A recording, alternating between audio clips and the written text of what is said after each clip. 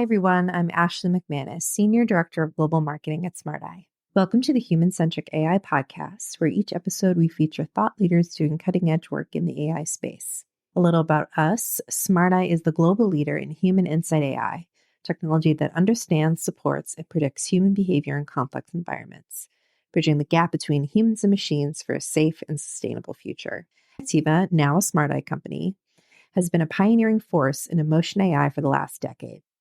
Used by 26% of the Fortune Global 500 companies, 90% of the world's largest advertisers, and over 1,300 research organizations around the world, Affectiva truly stands at the forefront of decoding human emotions through technology, offering marketers and creatives an unparalleled understanding of audience engagement and feelings, shaping the future of compelling storytelling and impactful content generation.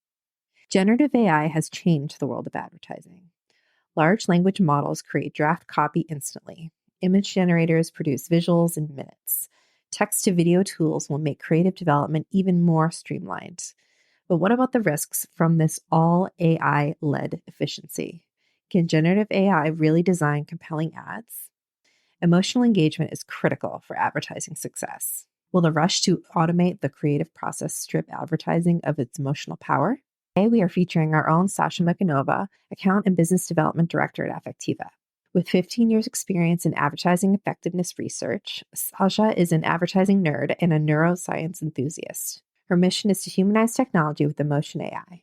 She is joined by Graham Page, Affectiva's Global Managing Director of Media Analytics, for a moderated discussion with Mike Stevens, the founder of Insight Platforms. This episode shares how emotion AI can work with generative AI to ensure that ads drive long-term brand equity, audience engagement, and even virality. Let's listen in to learn more.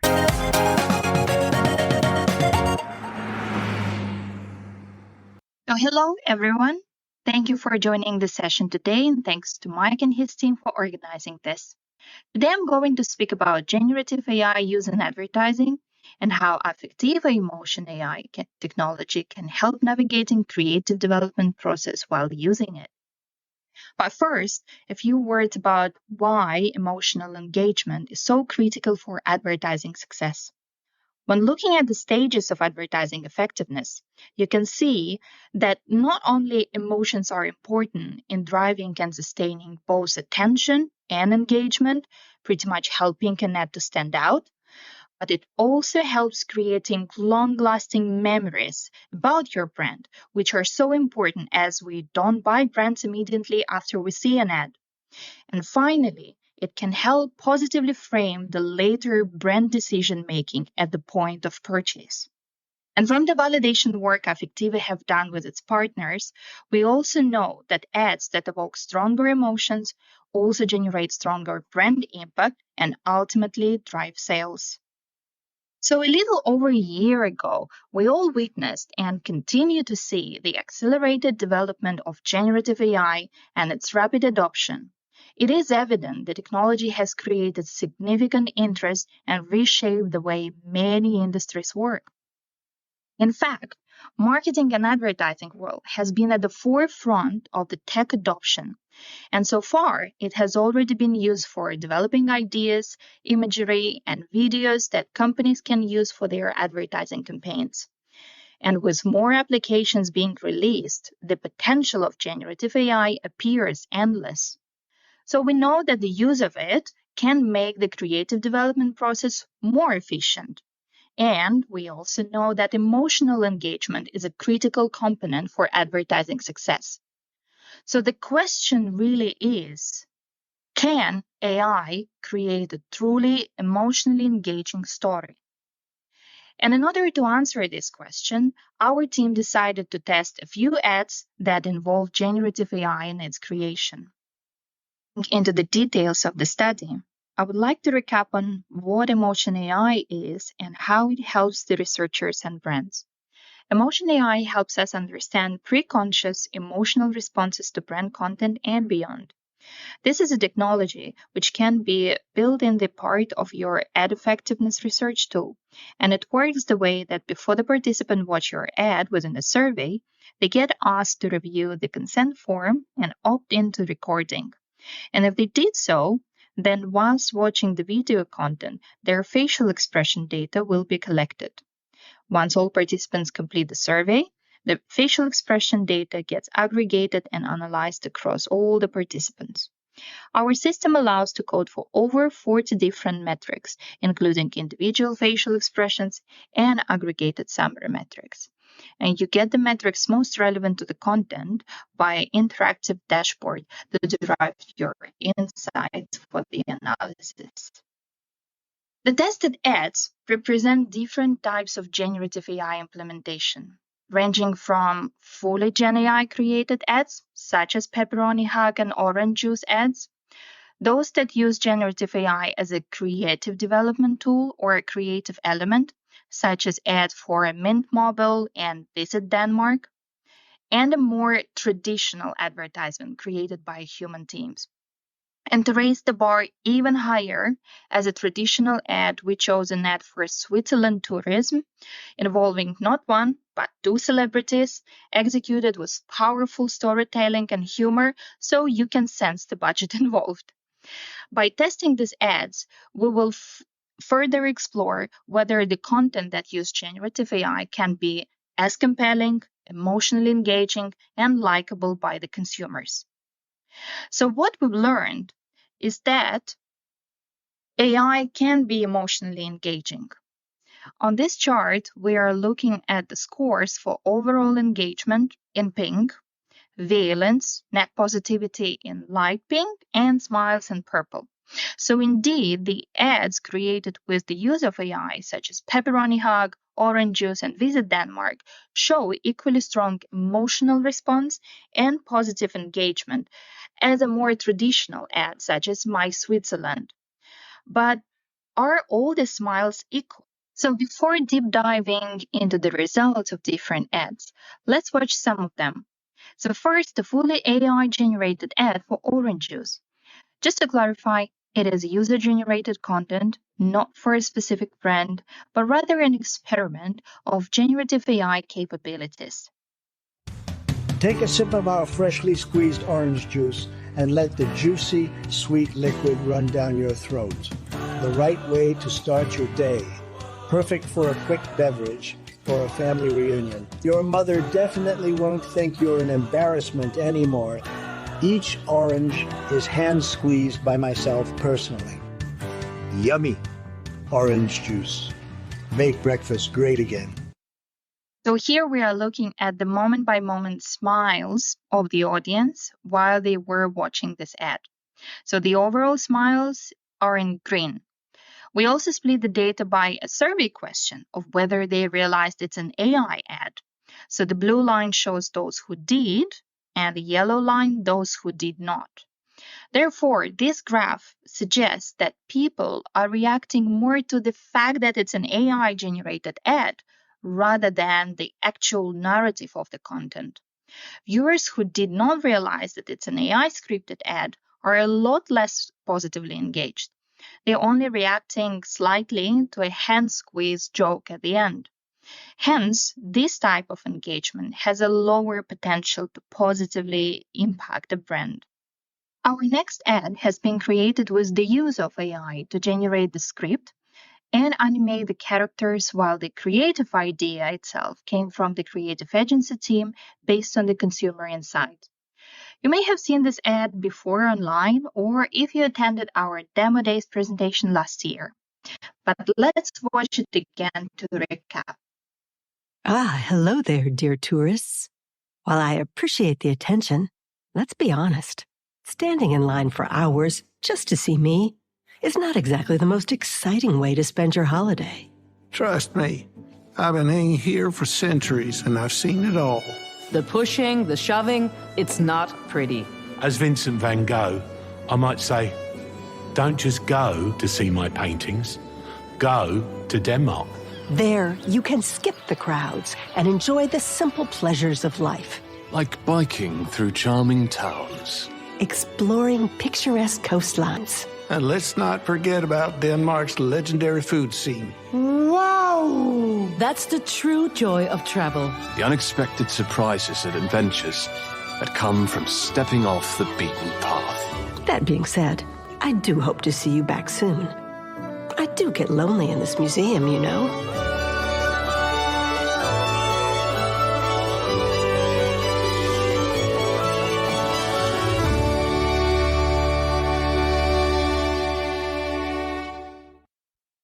So here we are looking at the similar graph of the smiles split by the awareness of AI use in this ad.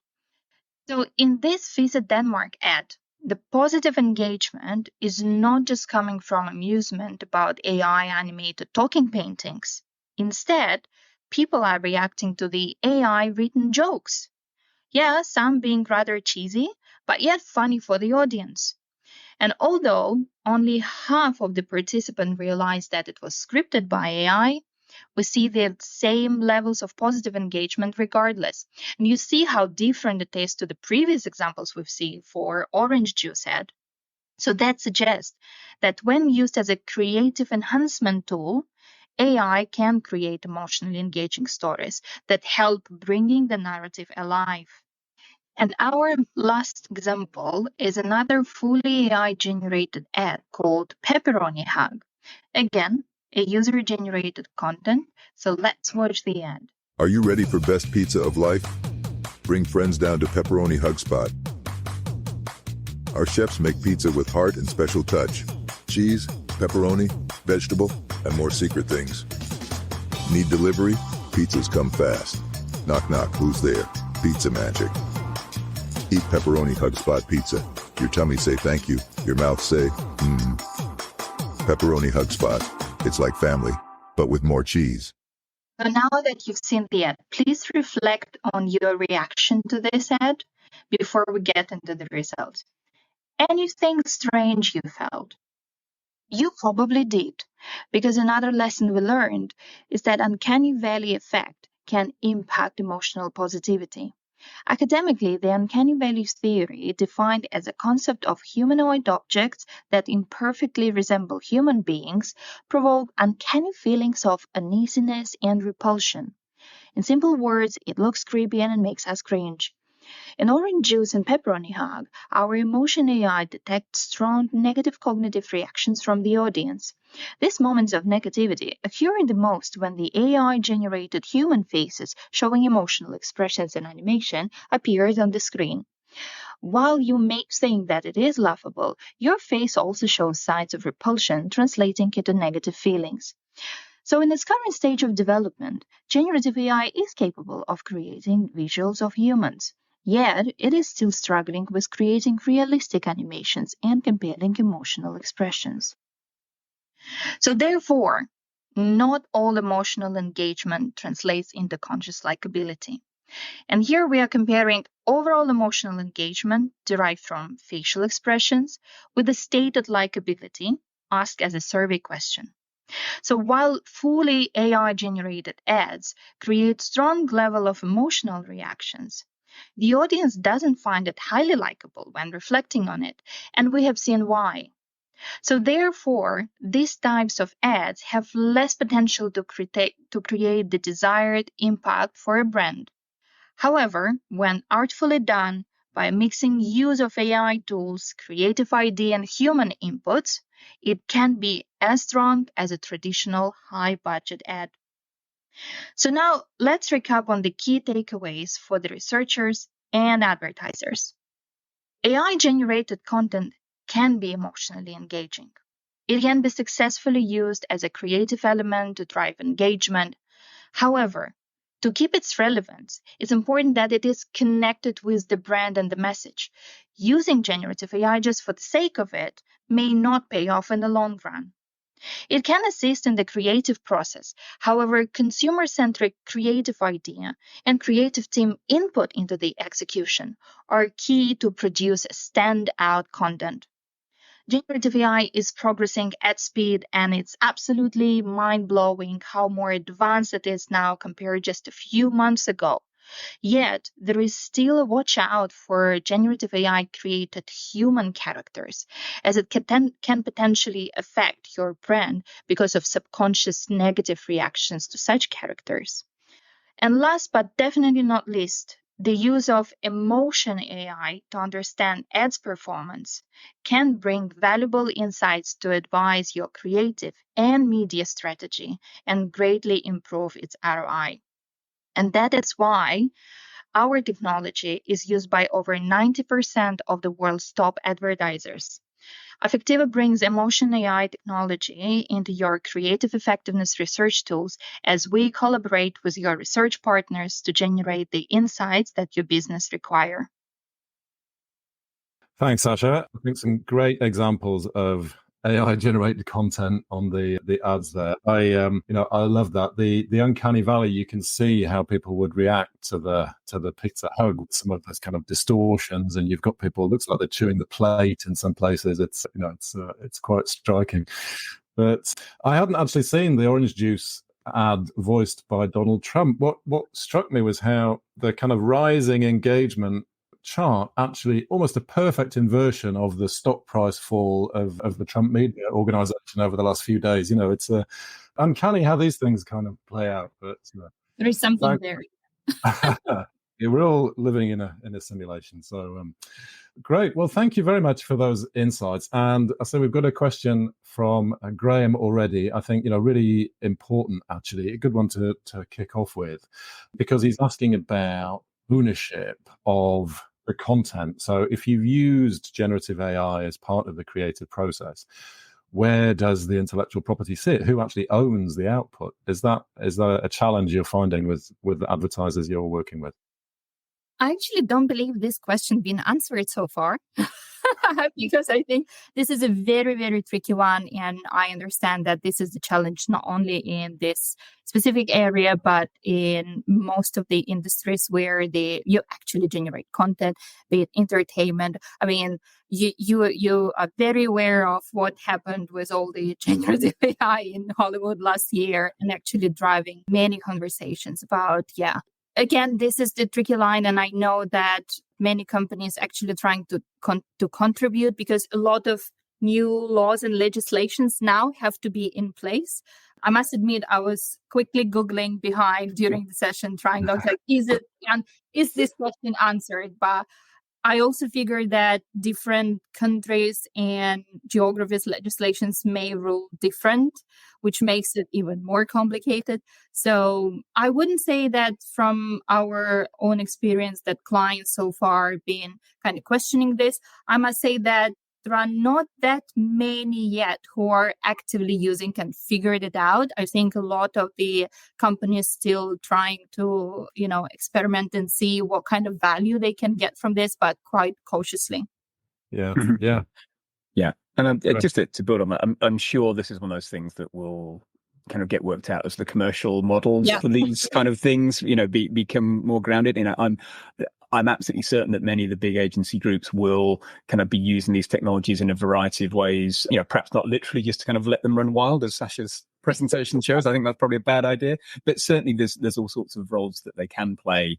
And I'm certain that those large organizations won't be allowing a situation to emerge where they're not in control of the content that they're being paid to create. So now, that said, on an informal basis, I really don't know the answer to that question, and I suspect that's possibly a bigger challenge to those folk who might be kind of using this technology in a slightly more informal way.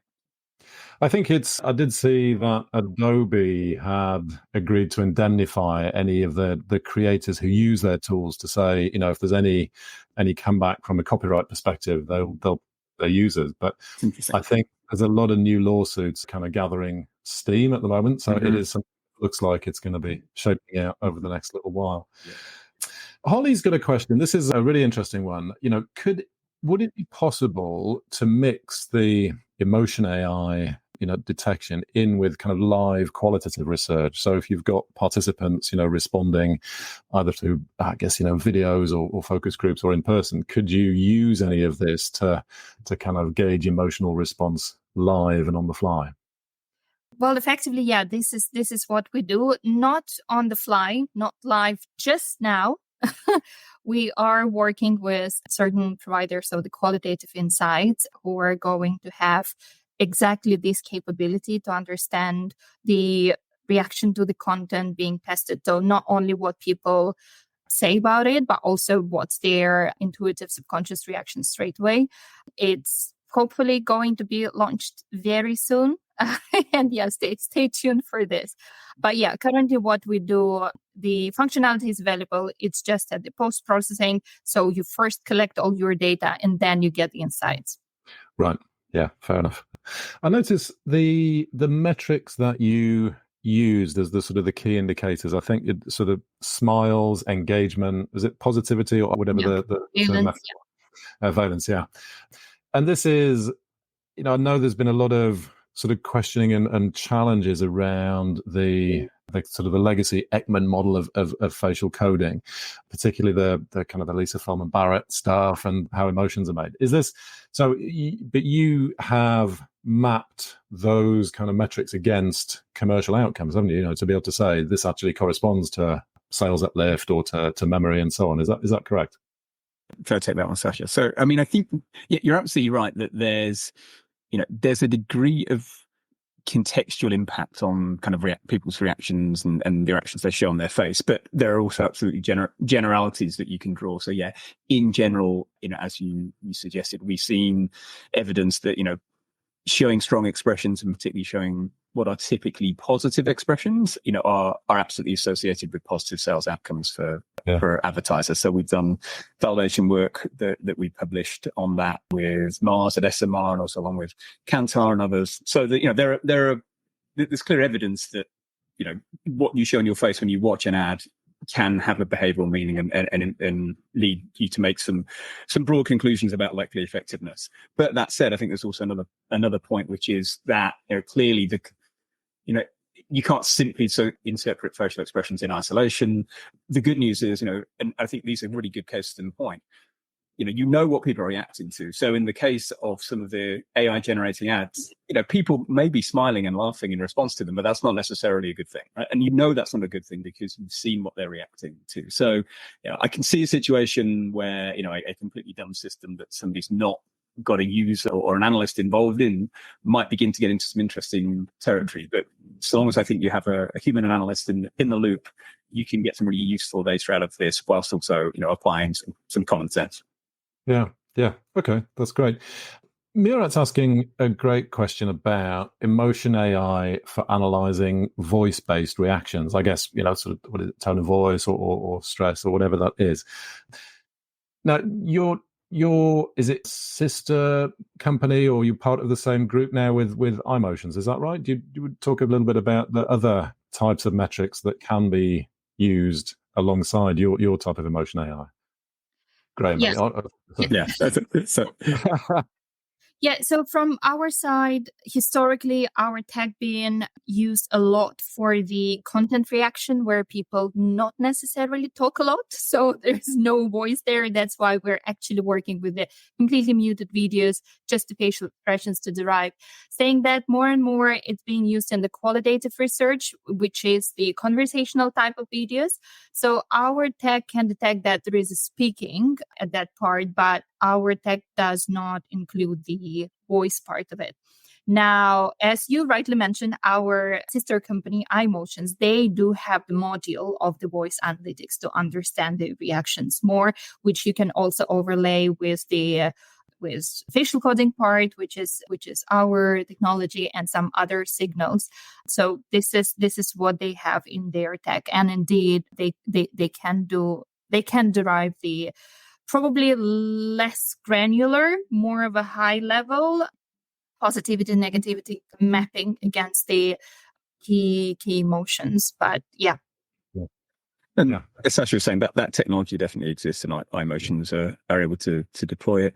There are some of the things that can be derived from the signal as well, and that's things that we're also looking into. So, for instance, we focus a lot on the face and what that says about emotional state, but there are other signals in respondent video that aren't even from the audio channel, but just in the images that can be collected around kind of levels of excitement and what a neuroscientist might refer to as arousal. There are signals in there that you can also derive. So again, that's a space that we're exploring at the moment. Again, with people like iMotions who have some interesting technology there, because if you can get into that dimension of excitement as well as the emotional state that you can get from the face, and you get into a really interesting territory where even if someone is perhaps not showing a clear facial expression, you can still pick up some clear signals that they're actually engaged and so on. So yeah, we're exploring that right now. Yeah. Okay. Great. Keep the questions coming. We've got some great ones here. Eve is asking about how can you apply emotion AI to analyze ads where, a viewer's not going to be smiling. So, it may be a particularly kind of attention grabbing or daring or shocking or whatever those other components are. Can you talk a little bit about that? Sure. Love this question. So while the cases we've shown in this specific demo, we're talking a lot about smile and some other metrics. In total, our tech has more than 40 classifiers, which we show. So yes, we can actually look at things like crying moments and being very tense. So we do have signals such as brow furrow and surprise and open mouth for shocking moments. We do have our own created classifier for sentimentality, which is absolutely great for if you think of any Christmas ad in the UK, a good Christmas ad in the UK, which makes you sentimental. But basically, yeah, and I think it's really great question because while we might think that, smile is a great way to understand if the ad actually, hits the really positive kind of feeling, but saying that it's not the only emotion people and advertisers can play with to actually land this point. And for many brands, probably some humorous, funny stories wouldn't really match the brand identity. So they explore other routes. So yes, we do have different signals which can actually be used for understanding this specific narrative. And as Graham already mentioned before, when you look at the data, you always look at this against your objective. We work a lot in entertainment, and imagine that we are testing a trailer for, scary suspense movie. We aren't expecting people to smile. We actually want to see them very tense and focused and, kind of being disturbed a bit, and there are perfect signals showing this as well. So yes, we do have enough metrics to actually pick up on these nuances. Yeah. Okay, great. Hopefully that answered the question, Eve. Do keep your questions coming. And I think it's a really fascinating area as we're using AI in the generative side of things to help, create visuals, to create language, to create humor, the things that you've showed. And then we're using different mechanics of AI to be able to understand the human response, the emotion response. It's like how these two things fit together, I think, is going to be a really interesting area of development over the next few years. There's a lot of attention for the OpenAI text-to-video model, the Sora model, when it was announced a few weeks ago. I know it's in kind of limited release, but we're starting to see some things come out. Do you have a view on how these tools might be used in the generation of ads, or how they might change things? Yeah, sure. So just to clarify, the ads which were created with generative AI being created quite a few months ago, long ago before Sora came in, and I figure that now it would have been better with the use of this new AI model released. And as I mentioned, it evolves at speed. And I myself had a chat with a few friends who are into the creative development business, and they are saying every month, every 2 months, the new releases, and they're picking up on the new tools at this speed. And it's quite important actually being on top of what's happening.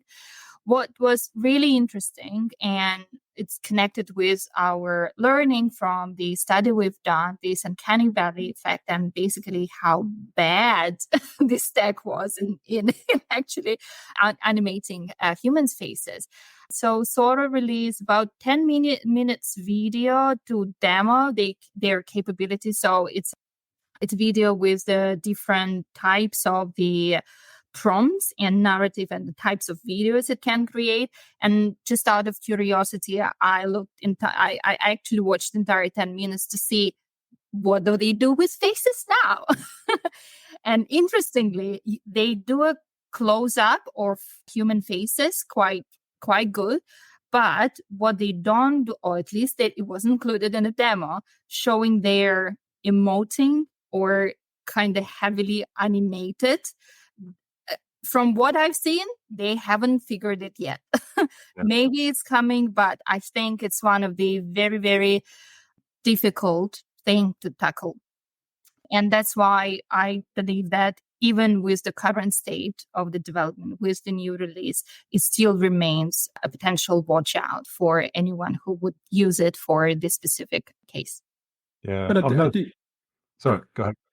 And I was just going to say, I think the Visit Denmark ad was a bit of an interesting example for me in the sense that it showed a very useful path forward for how these tools will, I think, get used more widely, which is, as Sasha was saying, you can't kind of just let them loose because you're not quite sure how they're going to go. So that kind of level of kind of human oversight, taking the AI generated approach as an idea and then using other AI tools to animate that was a really interesting approach, which I felt might be more of a model that for the scaled use of these things, because without that human element, it's going to be, I think, very tricky to spot some of these odd things. And certainly then without audience testing, I think it becomes really tricky because, if you just kind of throw some of these things out, some of these technologies out there, they are going to they're going to show some novel behaviors that you don't expect, and you will get some audience reactions that you don't expect. So I think, a constrained use of them is clearly going to be the way forward. It's just how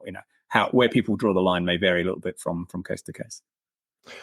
Yeah, it's funny, isn't it? There's almost a kind of mirror. When you first see a generative AI output for some of these things, your initial reaction is like, wow. And then when you start to see some of the detail, like some of the Sora videos, it's like, hang on, is that a fish walking on through water? You're going to start to see. And I think that human oversight of, hang on, this isn't quite right, we need to adjust this. I think that's where a lot of the kind of the research applications on the other side as well, it's this is great, we can get AI to do all this stuff to synthesize outputs, but actually, you're right. The grounding, the contextual understanding on the research, I think, is the kind of mirror image of that, where researchers are anxious about their kind of, being displaced by AI. I think we'll be finding their value afresh for sure. No, exactly. And actually on that topic, I do think there's an interesting point in that, we see some of these generative AI tools being kind of asked to almost be the participant and be the respondent. Tell me how an audience would react to this. Tell me how someone's going to respond to this idea or that idea, or tell me how good this ad is going to be. And I think that becomes very challenging because those models will actually be constrained by what they've seen. So if a new idea, a new concept for a brand or an ad will be inherently challenging for AI models to deal with. So I genuinely think we're a long way away from the point where we can kind of just abandon the participant and ask the AI to do the researcher's job, particularly when it comes to things like creativity and understanding people's reactions to creativity, because actually that could be quite different to what a model has seen before. And so yeah, I think the research industry does still need to actually have participants and but use the best tools they can to get as much information out about those reactions as possible. Yeah, it's interesting, isn't it? We had a demo, I guess, one of your big partners with the Link AI for Kantar, which is effectively a predictive model for predicting kind of elements of advertising sort of success. But I got the distinct impression that it's very much kind of part of a process, not a substitute. That it's very much about, okay, well, it helps to provide guidance at this stage, but it's not. It's a long way from being anything you could think of as an alternative to getting human feedback. Yeah, and so I can totally see cases where you can, if you think about all the different iterations of a campaign that agencies have to produce now. No one's going to go test all of those things with a live audience. But would you test the core of the idea? Yeah, I think you would. But then maybe use some of these more automated tools to kind of help you optimize the variance of that you've got to create. I can totally see that being an option. So yeah, I not to say that these things can't help. The way I often think it's useful to think about them is that they're often, if you like, kind of telling you if you've embodied good kind of general behaviors and good general practices. So we've seen a lot of work done looking at trying to predict people's visual attention on digital advertising. There's a lot of models out there that do that, and they can do a good job to a certain point. But really what they're doing is trying to say, well, have you followed good visual attention hygiene rules? Is the design reasonably good? Haven't you put too much stuff in here, you're going to confuse everybody. But what it won't do is tell you literally, okay, this is actually how the audience put that story together, or put that, or kind of put that information together. So, I think they're good to help you kind of like embody good practice, but I still think they will struggle with particularly new stuff or the core of an idea. Yeah. So I guess it's a little bit like a spell check, isn't it? It stops you from sort of making the worst mistakes, but it's not necessarily going to lead you to a great creative idea. Yeah. Great. Ashley's asking about, what do you see as the main challenges and opportunities for brands who want to build AI into their advertising, especially the large campaigns? Sasha, do you have any views around that? Well, I think this is what we talked about in the key implications from what we learned. And I think when it all just started, we've seen quite a few campaigns who just jumped on this wagon of, it's something cool, trendy, novel. Let's use it just to, create something standing out. And I think at that point, it was probably an interesting tool to, get interest, because there was a general interest to this tech. But I think going forward, it can be used, but as I did mention, it needs to be used for the clear purpose of it. It needs to be. So, for example, Ashley is referring to Super Bowl ads, and one of the ads during the break, I believe it was for the energy drink. They were using generative AI in their advertising to create some imagery of the, I believe, sportsman. I don't recall exactly, but basically they connected the use of it to the fact that they don't use anything artificial in their recipe of their drink. So basically they connected it with the brand and key benefit, which almost justified the use of it. There was another brilliant campaign, I believe it was Orange from France, where they used this tech to lend the message and basically showed their support of the women's football in France. And again, they connected cleverly the use of the tool with the point they're making. Great campaign. So I think more and more this type of use cases would be seen a lot more. But as Gray mentioned again, this is still a novelty. It's a creative tool which is probably less known compared to others where you already, have a historical knowledge of what's the best practice of using it. And that's why you may end up with some unexpected reactions. So that's why it's really important to at least get at some stage of your creative development, get this feedback of your consumers. And you, in more cases than you would learn something really useful, insightful, to either giving you confidence that it is definitely the right one, or clearly showing you that there is a big watch out that can be optimized, but yeah, you probably shouldn't go with it live with your campaign. Okay, great. You mentioned you have sort of colleagues or friends who work in agencies or in creative development. Are they nervous? Is there a lot of anxiety about how these AI tools may kind of disrupt their work, or are they quietly confident that that the human creativity is going to ride this out? Well, I don't know if it is a subgroup of those of my friends who are like bold and adventurous, but I would say no, they are actually really excited, because now a lot of them, for example, can be a freelancer, and now with the use of this tool, they actually can create some really, really great ads. And I mean, so far, most of them been using it to create the static images, ads like a poster, print ads. But I think most of them are excited, and they do compare it with a Photoshop. It's a tool. It actually makes your life easier. Now, instead of spending hours sketching, you can actually use minutes to create something.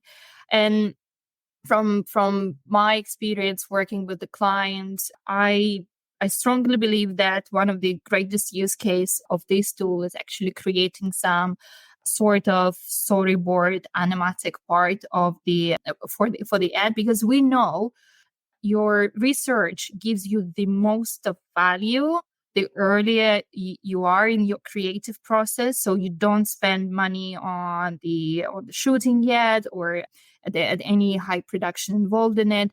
But I know that historically some clients simply couldn't afford to have this animatic stage of testing because of time, because of animatic isn't cheap as well.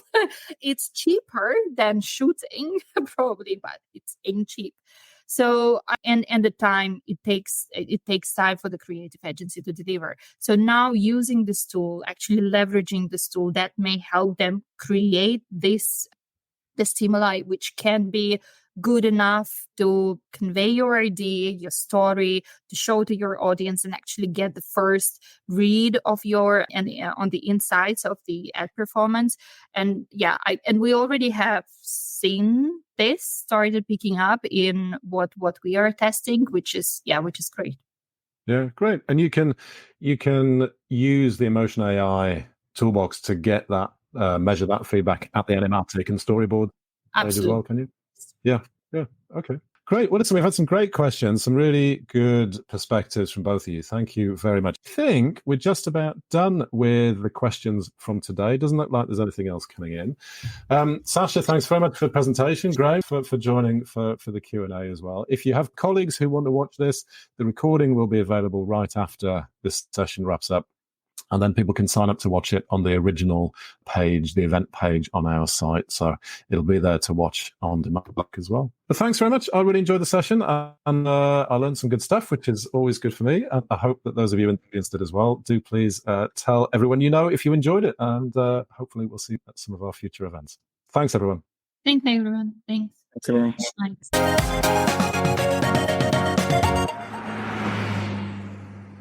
I thought this discussion really shed light on the impact of generative AI and emotion AI in advertising and how they can improve ad success. My key takeaways from this presentation were really around how emotions in advertising impact consumer engagement, the influence of positive and negative emotions, and how emotion AI helps develop more engaging advertising, as well as how researchers, publishers, and brands can work with emotion AI. I thought there were some great practical tips and actionable takeaways covered for researchers and insights teams who want to use this technology in their advertising testing. Don't forget to check out the full video presentation linked in the show notes for more on emotion AI for advertising research, strategy, and planning. I hope you enjoyed today's episode. Don't forget to subscribe to the Human Centric AI podcast on iTunes, Spotify, Amazon Music, or wherever you get your podcasts for new episodes. We are also on social media, so please reach out to us on X, formerly Twitter, Facebook, LinkedIn, and Instagram to share any feedback you have on the show and weigh in on the discussion using hashtag Human-Centric AI Podcast. Don't forget to rate us and comment with your feedback to help make the podcast more discoverable for others. Until next time, thanks for listening.